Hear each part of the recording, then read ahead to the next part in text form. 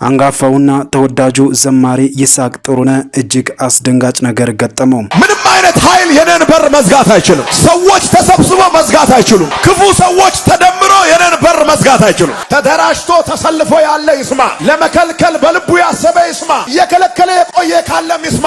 አሁን በሐዋርያት ስም በነቢያት ስም ዕቃቃ የሚጫወቱ ቁማር የሚቆምሩ የሚያጭበረብሩ ምናምን ምን ትላቸዋለህ? ምን መልእክት አለ ለነሱ? ምንስ ይባላል? ከየትስ ይገኛሉ? ምንስ ጆሮ አላቸው? ብዙ የለኝም ለነሱ። ከሰሙኝ ግን እንዲሁ መንገድ ላይ አርጉት የምታረጉት በጌታ ስም አይሁን፣ ቸርች ውስጥ አይሁን፣ ኢየሱስ አይጠራ፣ በሱ ስም አይሁን፣ እግዚአብሔር ምን አይኑር። ይቻላል እኮ መንገድ ላይ ሆኖ የሆነ ነገር አምታቶ ብር ማግኘት ብትያዝም ወንጀል ነው። ባይዘው ወይ ማሙሻ እንከረጅ አረጋ እንዳት ወንጀል ግን ቢዝም ፖሊስ ነው የሚይዝ። የሰው ፖሊስ እኔ ወጥመድ አትስራ፣ ተው ስሜን አታጥፋ፣ ተው አትንካ፣ ተው አትንካ።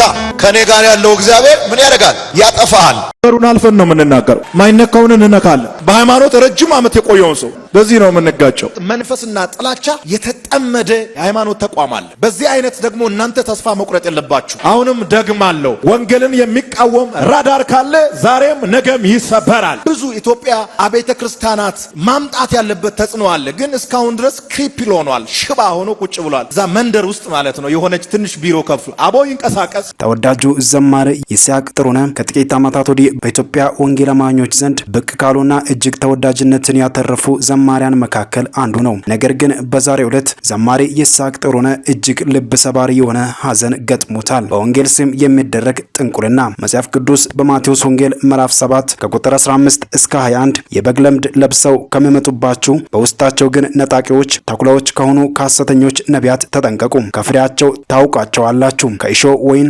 ከኩርንችትስ በለስ ይለቀማልን? እንዲሁ መልካም ዛፍ ሁሉ መልካም ፍሬ ያደርጋል፣ ክፉም ዛፍ ክፉ ፍሬ ያደርጋል። መልካም ዛፍ ክፉ ፍሬ ማፍራት ወይም ክፉ ዛፍ መልካም ፍሬ ማፍራት አይቻለውም። መልካም ፍሬ የማያደርግ ዛፍ ሁሉ ይቆረጣል፣ ወደ እሳትም ይጣላል። ስለዚህ ከፍሬያቸው ታውቋቸዋላችሁ።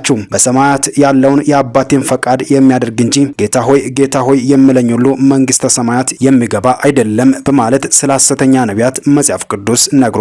ይሄ ሰውዬና መሰሎቹ ነቢያት ነን ባዮች ዘመናዊ ልብስ የለበሱ ዘመናዊ ሙዚቃ የሚያጅባቸው በዘመናዊ ጭስ የሚታጠኑ የዘመኑ ጠንቋዮች ናቸው የምንለው በማስረጃ ነው። እነርሱ አዳራሽ የሚሄዱትም አስጠንቋይ ግለሰቦች ናቸው ሲል ነው ከሰሞኑ በነቢያት መካከል እየተነሳ ያለውን ውዝግብ አስመልክቶ አንድ ግለሰብ ይህንን መልእክታውን ያጋራው። ሕዝቤ ሆይ ንቃ። ሐዋርያት ሥራ ምዕራፍ 20 ከቁጥር 29 እስከ 30 ከሄድኩ በኋላ ለመንጋው የማይራሩ ጨካኞች ተኩላዎች እንዲገቡባችሁ ደቀ መዛሙርትንም ወደ ኋላቸው ይስቡ ዘንድ ጠማማ ነገርን የሚናገሩ ሰዎች በመካከላችሁ እንድነሱ እኔ አውቃለሁ ብሎ የእግዚአብሔር ቃል እንደነገረን አዲስ ዓመትና ሌሎች በዓላት ሲመጡ ለሽቀላ ሕዝብን ለመበዝበዝ የሚሽቀዳደሙት ከመጠጥና ጭፈራ ቤቶች ይልቅ የበግ ለምድ በለበሱ ተኩላዎች በቤተ ክርስቲያን ስም የተከፈቱ የግለሰብ ድርጅቶች የሚያዘጋጁት የጥርመሳ፣ የቡደሳ፣ የአፈሳ፣ የመበዝበዝ ወዘተ እየተባሉ በሚዘጋጁ ኮንፈረንሶች ናቸው። እነዚህ ሐሰተኛ ነቢያትና አስተማሪዎች ጅሎችን፣ ጅላጅሎችንና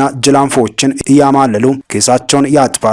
አንተ እውነተኛ አማኝ ከሆንክ የእግዚአብሔርን ቃል ማንበብና እንደ ቃሉ መኖር ሲገባ እጠረምሳለሁ፣ እበዘብዛለሁ እያልክ ግለሰቦች በከፈቷቸው ዘመናዊ ጥንቆላ ቤቶች እየሄድክ አትታለብ ሲሉ ነው በርካቶች ከሰሞኑ እየተነሱ ያሉ ውዝግቦችን በማስመልከት ይህንን ምልከታቸውን ያጋሩን። በቅናት ስትሞሉ የቅናት መንፈስ ውስጣችሁ ላይ ሲጠቀጠቅ፣ በቅናት መንፈስ ስትጠቁ ገዳይ ነው የምትሆኑት።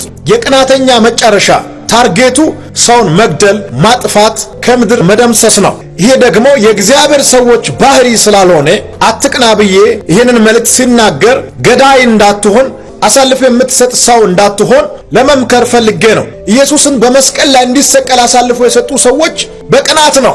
ቅናት በጣም ከባድ በሽታ ነው። ስለ ቀኑ ብቻ ነው ወደ ጲላጦስ አምጥቶ ኢየሱስ በሞት እንዲቀጣ ያደረጉት። ኢየሱስ የመጣው ለመሞት እንደሆነ የሚታወቅ ነገር ቢሆንም ነገር ግን ሰዎች ኢየሱስን ለመግደል የተነሱበት መነሻ ቅናት እንደሆነ መጽሐፍ ቅዱስ ይናገራል። ማቴዎስ ወንጌል ምዕራፍ 27 ቁጥር 18 ላይ ያለው ክፍል ኢየሱስን የሚከሱ ሰዎች በቅናት ኢየሱስን አሳልፎ እንደሰጡ ጲላጦስ ያውቅ ነበር ይላል። ያለ ምንም ወንጀል።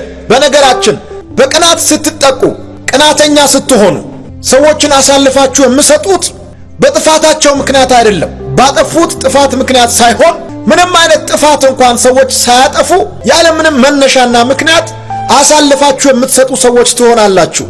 ብዙ ሰዎች በቅናት ተነሳስቶ ወንድሞቻቸውን እየገደሉ እህቶቻቸውን እየገደሉ የሰዎችን አገልግሎት፣ የሰዎችን ስራ፣ የሰዎችን መውጣት መግባት በቅናት መንፈስ አታክ የሚያደርጉበት ዘመን ስለሆነ እግዚአብሔር ደግሞ በአማኞች ሕይወት ቅናትን መንፈስ ማየት ስለማይፈልግ አትቅኑ ብዬ ሲናገር ለዚህ ነው። በዚህ ትምህርት የብዙ ሰዎች ማይንድ እንደሚለወጥ አምናለሁ። ምክንያቱም ክፉ ሰዎች፣ በቅናት የተሞሉ ሰዎች በክፋት የሰዎችን አእምሮ መቀየር ከቻሉ በመልካም ነገር ደግሞ የሰዎችን አእምሮ ከነሱ በሁለት እጥፍ መቀየር ይቻላል።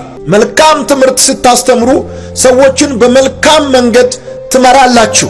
ክፉ መንገድ ስታስተምሩ ሰዎችን በክፉ መንገድ ትመራላችሁ። እግዚአብሔር መልካም ነው።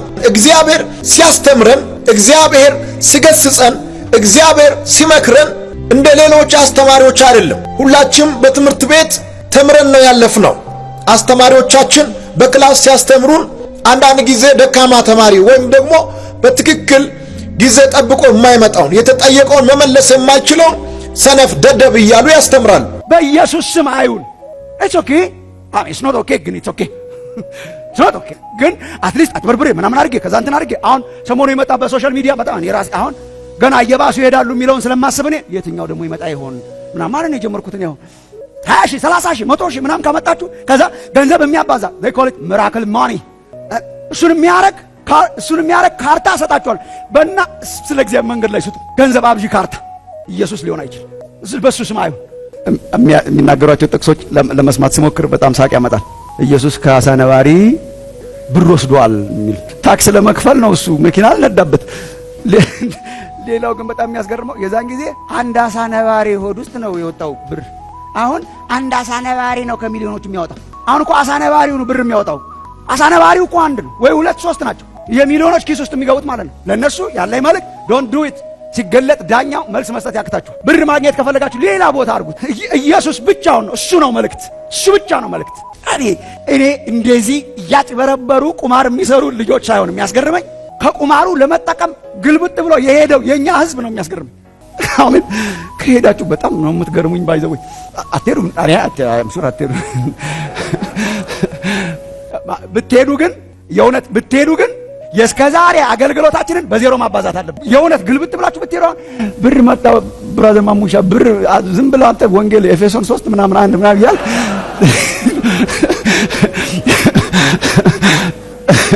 ሮሜ 9:8 ምናምን እያልከን ጥቅስ እየጠቀስክ ጥቅስ ጠቃሽ መንፈስ ብር የሚጠቅስና የሚያወጣ ምናምን ብለህ በጣም እገርማለሁ። ማለት ሶ ሾኪንግ ስለማታረጉት እግዚአብሔር ይስጣችሁ። ወልጊዜ ቬሪ ሾኪንግ። እኔ እኮ ጳውሎስ ኢየሱስ ክርስቶስ ላይ ስርዓትና ሕግ ይጨመር፣ ስርዓተ ግርዘት ኢየሱስም ጥሩ ነው ግን አንዳንድ የሕግ ስርዓቶች ይጨመሩ የሚሉት ላይ እኮ ነው ያበደው። አሁን በዚህ ዘመን በስጋ ቢኖር ምን ሊል እንደሚችል አላውቅም። ያበ እንዴ ከንቱ አረጋችሁት፣ ስብከታችንን እኮ ከንቱ አረጋችሁት። ማን ነው አዚም ያረጋባችሁ ያለው? እኮ ብር ማባዛት ላይ ደርሰናል ብንለው አዚም የሚለው ቃል አይገልጠውም። ኢየሱስ ላይ አንዳንድ ስርዓት ይጨመር። ማን ነው ያስጠነቆለባችሁ? የማን ድካም? የኔ ድካም። አይ ቴክ ሪስፖንሲቢሊቲ።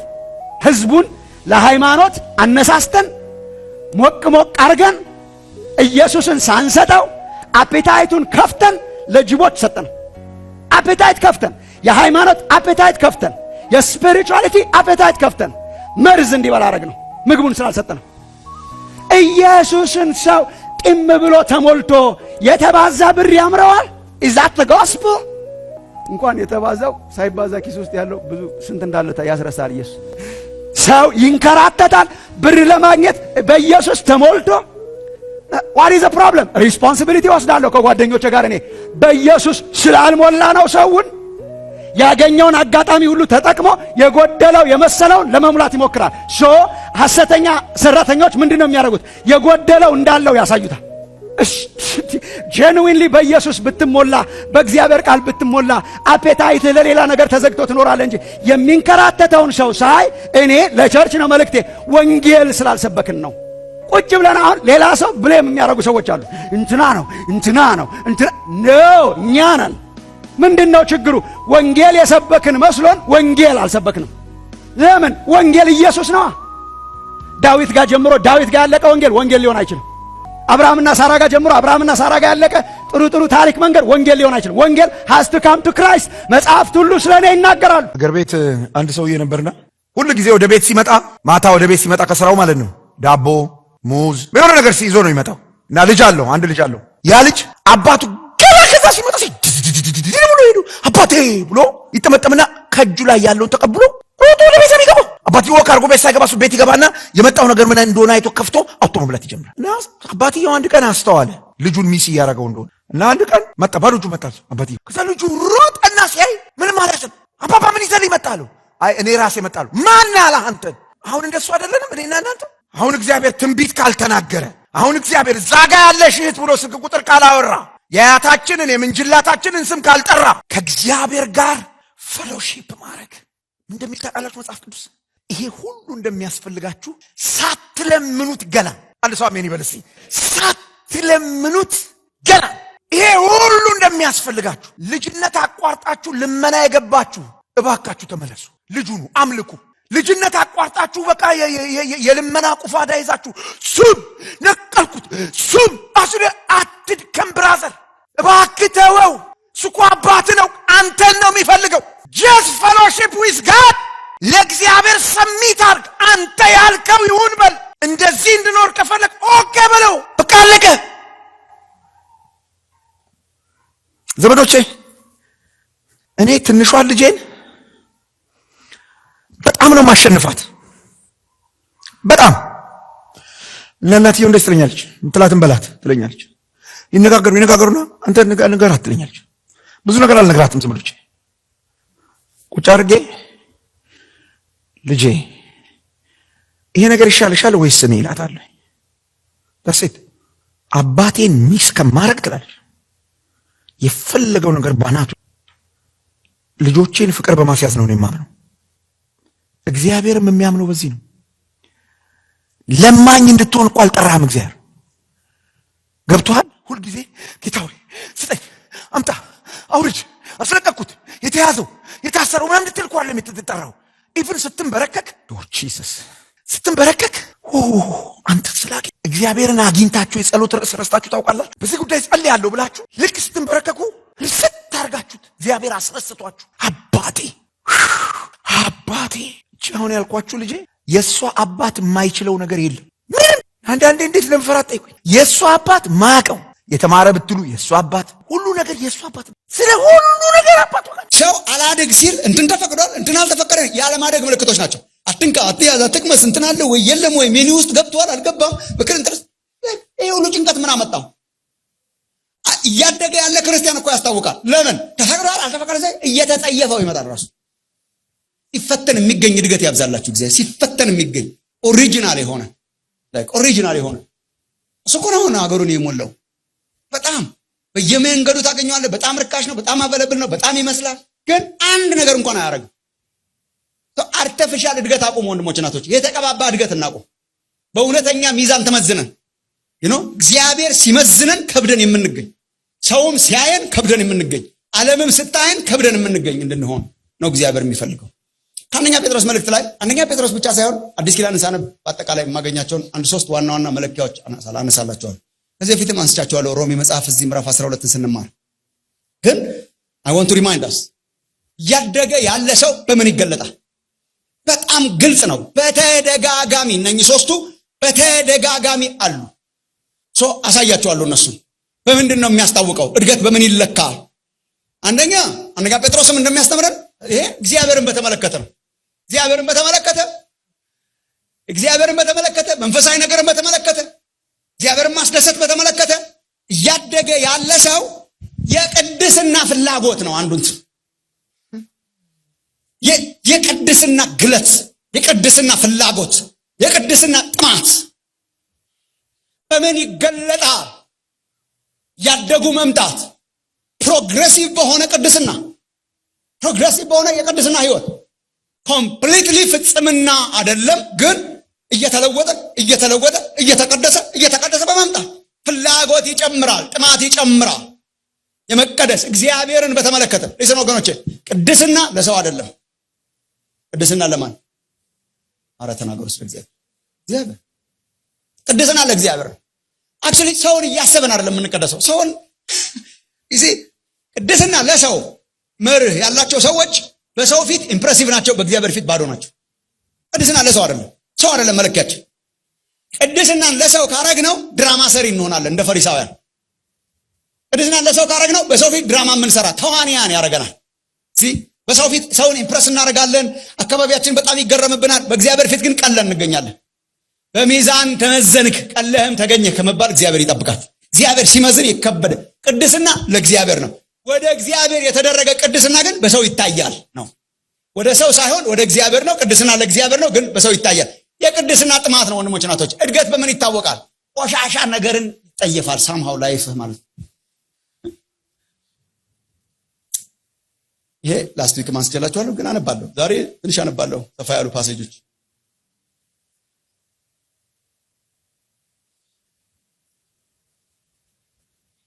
መንፈሳዊ ነገር በአካላዊ ስለሚገባ ላስት ዊክም ትንሽ በአካላዊ ፊዚካል እድገት፣ መንፈሳዊ እድገት፣ በአካላዊ እድገት በጣም ተመሳሳይ ናቸው ፕሮሰሳቸው።